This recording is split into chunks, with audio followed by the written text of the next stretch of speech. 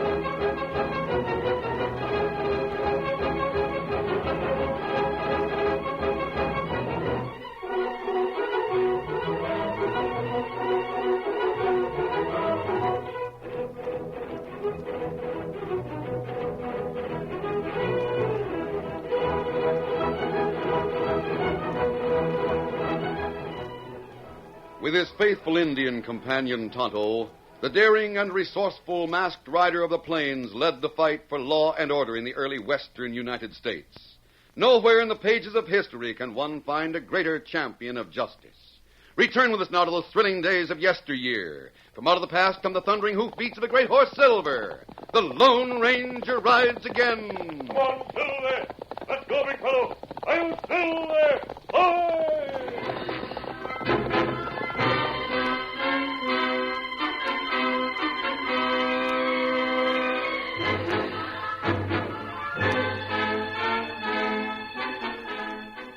In Washington, D.C., a man named Stuttgart maintained an office from which he directed the activities of his group of spies who had come to the United States to secure blueprints or a working model of Samuel Colt's remarkable six-shooter. So far, Anna, our efforts have met with failure. Is this man who is called the Lone Ranger the only one to possess working models of the revolver? Yes. Colt made but 2 weapons of this model. They are in the possession of the Lone Ranger. Some of our best agents have gone into the West and met nothing but failure. I thought surely Kales and Romney would succeed.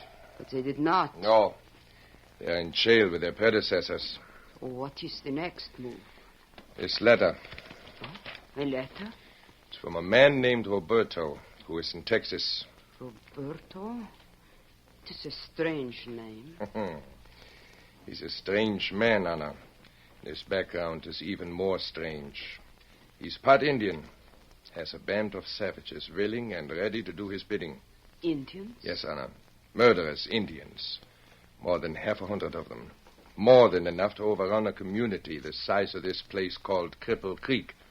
Stuttgart, what are you planning? Exactly that. You mean... I mean to enlist the aid of Roberto and his Indian friends. I mean to lead them in an attack on Crippled Creek, to storm the jail and release our friends who are held there as captives. It sounds like an ambitious idea. Kales and his wife, Romney, Mencken, Fleming, Steinbeck, all the others, including the half-breed named Miguel and that Texas outlaw who's called Tucson. We shall release them, everyone, and combine their strength with that of the Indians in a final attempt to get the guns of the masked man who's called the Lone Ranger. In this attempt, Anna, I shall not fail.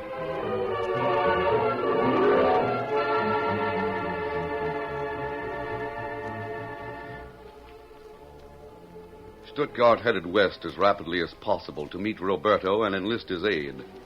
In the meantime, the Lone Ranger had made a careful investigation of the people who had been captured in attempts to steal his guns, and had learned that of them all, only one had been born in the United States, the outlaw known as Tucson. It was Tucson to whom the sheriff spoke I'm unlocking this barred door, and you're to step out of that cell. The rest of you stay back. What do you want of me, Sheriff? You'll find out soon enough. Step out of there. I don't see why I'm singled out of this for special attention. Step down the hall to my office. You know where it is. I see you, Sheriff. I've done nothing worse than any of the others. You needn't think that I... Save your breath, Tucson. There's a man in my office wants to talk to you, that's all. Who? The masked man that captured you. The Lone Ranger? Go on in there. Here he is. This is the critter. Come in, Tucson. You want me to leave you alone? Please. I'll be out in the hall. Let me know when you're through talking to the prisoner. I will, Sheriff. Over here and sit down, Tucson. Know why I want to talk to you? I'll sit down and you can tell me. All right. Tucson, you're what's known as a bad hombre. You've been in jail a number of times on various charges. You've held up stagecoaches, shot a couple of men, and rustled cattle. But, Tucson, none of those things alter the fact that you're an American. What about it? Born in Texas, weren't you? That's right. Some of the worst criminals in our country's history died the death of heroes defending their country. Tucson, I can understand a man who gets started on the wrong road, a man who becomes an outlaw, but I can't understand a man who is low enough to turn against his country, especially a Texan. Were you really born in Texas? Yes, I was, and I can prove it. You seem proud of it. Well, what's the difference? When you agreed to help Romney and Cales, I don't think you knew who they were or what they represent. I can't believe you know that they represent another country that might someday make war on the United States. What difference does it make? I threw in with those men. I was captured with them, and I'm in jail with them. Yes, you're in jail with them, and you'll be there for a long time. But you'll not only have to live with those foreign spies. What do you mean? You'll have to live with yourself, and you'll be living with a traitor. Well? Tucson, I want to find out who gives those spies their orders, who directs their activities. I want to get the man on top. You can get that information for me. Why should I? Because, as I said, you've got to live with yourself. And I have an idea. If you really are a Texan, you want to redeem yourself in your own estimation. What's going on out there? I don't know. There's a fight of some sort. Indians! It's Indians! They're storming the town! Get this man back behind the bar, Sheriff. Come on, Tucson, get moving. Hurry it up. We'll continue that talk, Tucson. The Redskins, they're coming here! It was apparent in the first few minutes of the battle that the Indians had made the jail their objective. The Lone Ranger and the sheriff were forced to retreat before overwhelming odds. They barricaded themselves in the lawman's office and fired at the outlaws through the windows. They fought well, but were helpless to prevent a jailbreak.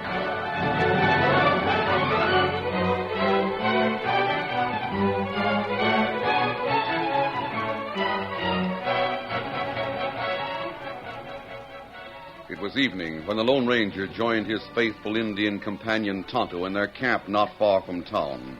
While they talked, the masked man cleaned his guns. It was a pretty violent attack while it lasted, Tonto. You say it not last long. Oh, when the shooting began, Sheriff and I didn't know what was happening. Through the window of the office, we could see the Indians closing in on the buildings that housed the jail and the sheriff's office. The sheriff got Tucson behind bars. Then the Indians were all over the place. They made no attempt to get into the sheriff's office, and they seemed to be satisfied as soon as they had broken the prisoners out of jail. All prisoners escaped? Yes, every one of them. Oh, here are some feathers I picked up after the Indians had left town. Look. Oh, me know these feathers.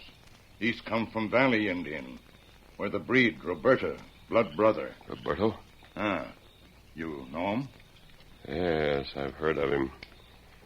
Tonto, I want to get into that village. Oh, no, you not do that. You get shot in sight. I'll be shot on sight if I'm recognized, but I don't expect to be recognized. Oh. What you do? I'm going to disguise myself, Tonto. I'll disguise myself as an Indian.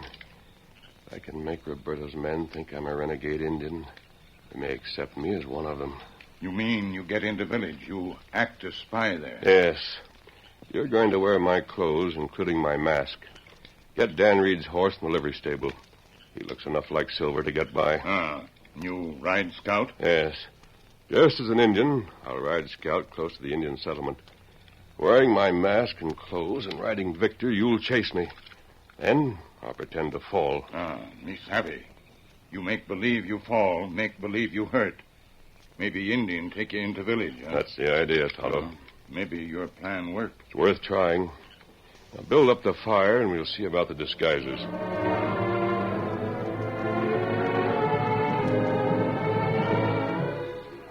It was a night of activity for the Lone Ranger and Tonto. They brought Dan Reed's horse Victor from the livery stable in Crippled Creek, then, wearing their disguises, made their way south as close as possible to the Indian village. Big fella. Victor.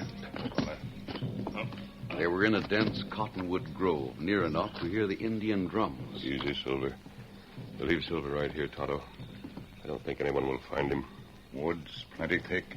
I'll want him nearby in case I have to leave the village in a hurry. I'll leave my guns and gun belt with him.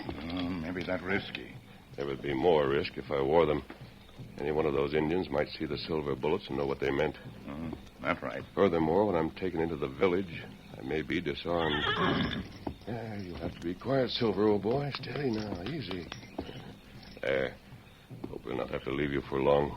Why Sheriff in Crippled Creek not come after Indians who make jailbreak? He wouldn't have a chance, Tonto, and he knows it. Even if he got every man in town to help him, he'd be outnumbered 10-1. We go now? Yes. I'll take Scout. You ride Dan's horse. We'll circle to the other side of the Indian village and wait in the hills until daybreak.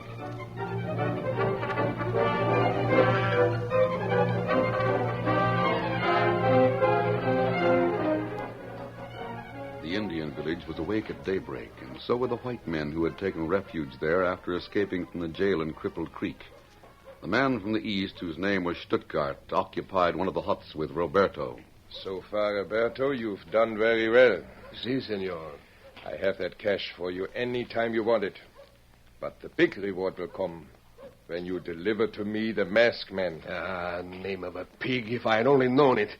He was in that building where your friends were held prisoner. There was no way you could have known it. You think he was talking to Tucson when my Indian friends made the attack? Have you any plans for locating this Lone Ranger? Not as yet. But I shall find him. I've no doubt of that. I'm counting on you, Roberto. Padre Mia. Gunfire. Come, we see what happens. Where's the shooting? What happened? Look over yonder. What is it, Tucson?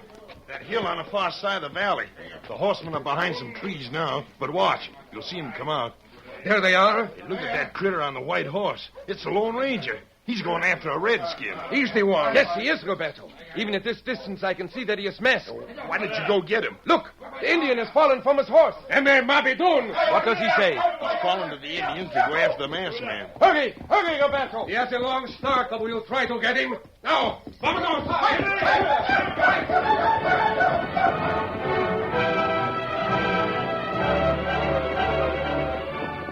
The Indians set out on their bare-backed ponies with Roberto in the lead. They raced across the valley, but the rider of the white horse, who had reined up beside the man he had been pursuing, leaped to the saddle and rode away. Roberto knew that pursuit was hopeless and signaled his followers to halt at the side of the man who had fallen from the paint horse. There is no use trying to overtake that white horse. You help? See, we shall help you. You were being chased by the masked fella. You saw? Yes, we see you fall. We see your paint horse run away. The masked man also run, but no matter. We will help you. We take you to our village, and then perhaps you can help us. Me? Me help you? Help us get the Lone Ranger.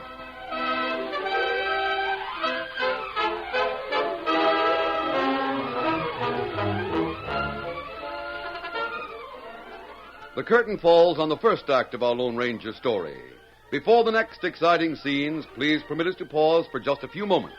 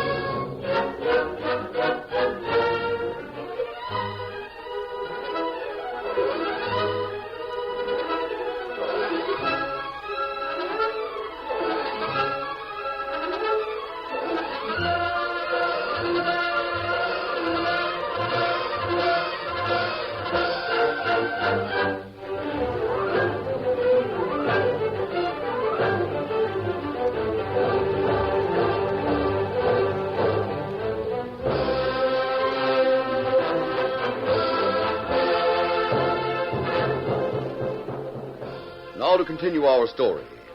Disguised as an Indian and feigning injuries, the Lone Ranger was carried by Roberto and the savages to the Indian village and placed in one of the huts.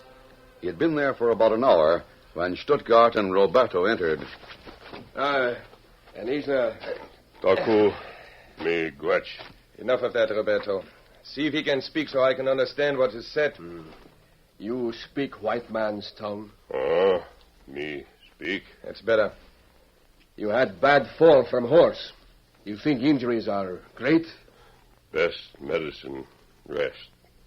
Here in blanket, strength. Soon come back. Why did man on white horse chase you? Man on white horse, no Indian, help prisoners out of jail. He think me know where prisoners hide. You know where white man make camp? When strength come back, me fix 'em. I think I'll have a look at your insurance. No, not so. Now hold still. Indian not like white medicine man. Indian not need help. I'm not a medicine man. Let me see if you have any broken bones. You might have cracked a couple of ribs. Let us wait, Senor Stuttgart. There's no need to anger this Indian. I am curious, and I want to... No, you go away. Perhaps, Roberto, you're right. Perhaps it is better if we wait until this man's strength has returned. Si, senor. Come. We shall go.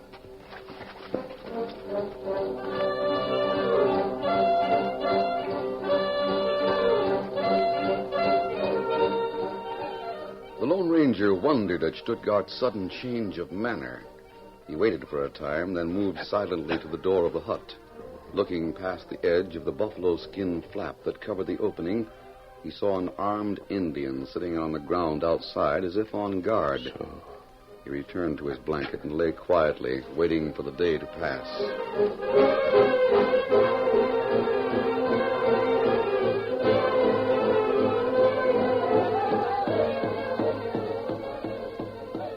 Sundown was marked by an Indian ceremonial, and it was during this that the Lone Ranger heard a strange sound on the outside of the rear wall of the hogan. A moment later, a man pushed through an opening. It was Tucson. Tucson held a finger against his lips in a gesture signifying silence, and then spoke in a low voice. Just listen to what I got to say. Before I was taken to jail, I helped a couple of critters capture a boy named Dan Reed. He was wearing a ring on one finger, and it was the prettiest doggone ring I ever saw. It looked like it was made of gold. And on top of the ring, there was a little 6-gun. Oh, why you tell him this? Me? There's just 2 rings like that in all the world. One of them is worn by this boy I spoke of. The other is worn by a gent that's known as the Lone Ranger. You see, I know that it wasn't the Lone Ranger that was chasing you. Oh, how you know that? Because you're the Lone Ranger. I don't try to deny it. It's no use. I got my information from Stuttgart. He's got you tagged. All right, Tucson. How does Stuttgart know? He was examining you to see how bad you was hurt. He felt the ring in your shirt pocket. Stuttgart, the leader of your gang. He's the head man of the spy ring, but it's not my gang. You threw in with him? I did, but I didn't know what I was getting into. What do you mean? Well, why did you come here disguised as a redskin? To learn about Stuttgart and Roberto. And make sure that you and the others who escaped from jail were in hiding in this valley. You learned that much? Yes. Now that you know it, what are you going to do with that information? I haven't decided. I can tell you. Oh? You're not going to do anything if Stuttgart has his say. He figures on playing the watching game. He's going to give you the chance to escape after it gets dark. You'll think you're in the clear and go to wherever you left your guns. You'll be followed. I see. Tucson, why are you telling me all this? We were talking when those redskins stormed the jail, remember? Yes, I do. I've been thinking over a few of the things you said. Oh? About me having to live with a traitor for the rest of my life. A trader that double-crossed Texas and the United States. A trader by the name of... Well, he's generally known as Tucson. See? Mister, what you said made a lot of sense. I don't like these foreign critters, and I'm hanged if I'll help them. What are you going to do about it? I want to help you. I got a couple of horses hid among the trees. The two of us can slip through that opening I just made in the back of this hut. I think we can get to the horses without being seen. Then we can hightail north to the gap. Perhaps your suggestion is part of a trick. Maybe it is. You'll have to be the judge of that. You have a gun. I'm unarmed. All right. Here, take my gun. Keep it, Tucson. I think you're on the level. Lead the way. Thanks, mister. Be careful now stepping through this slit in the wall. Don't make no noise. Right. There we are. Now if we can just get to the horses without being spotted. Tucson, my own horse is not far from here. Silver? Yes, that way among the cottonwoods. Good. The ones I got waiting are right over here. Look, Stuttgart, he's seen us. Run for it.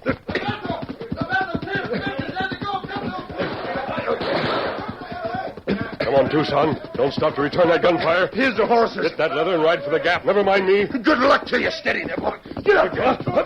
Get up there.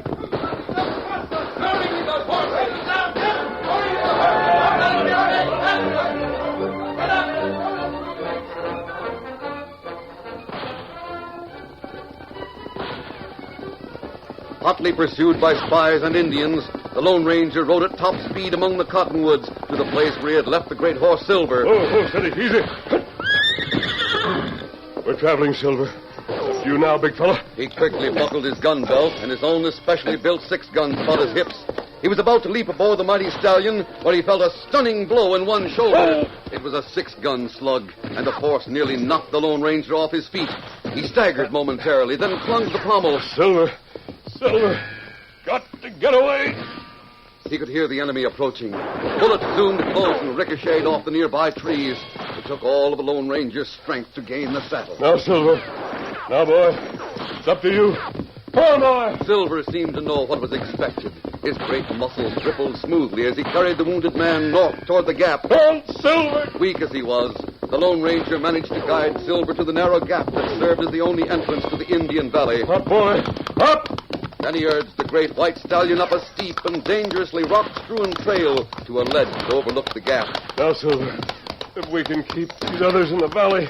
Whoa. Steady. Easy. He took refuge behind a massive rock, drew both his guns, and braced himself in readiness, wondering as he did so how long his ebbing strength and cartridges would hold out. And then the fight began. Go, Silver. Tonto. Go, Silver! Go!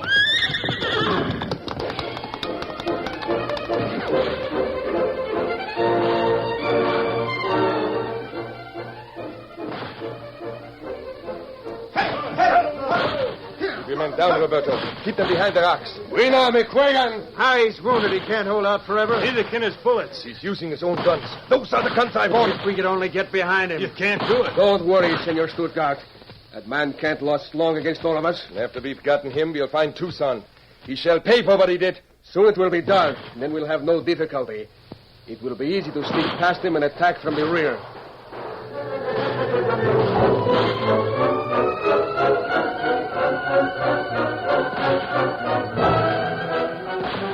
Weakened from his wound and running short of ammunition, the Lone Ranger realized that darkness would favor the enemy. He knew that his end was measured by the ebbing light, but he fought on in the faint hope that Tonto would hear the gunfire and bring help. The sun was gone and darkness gathered swiftly. The Lone Ranger was down to his last few rounds of ammunition when he heard the gunfire suddenly increase. His strength was nearly gone, and he clung to consciousness only by sheer willpower. He was only vaguely aware of the fact that the battle had been taken out of his hands, and then he slipped into a bliss.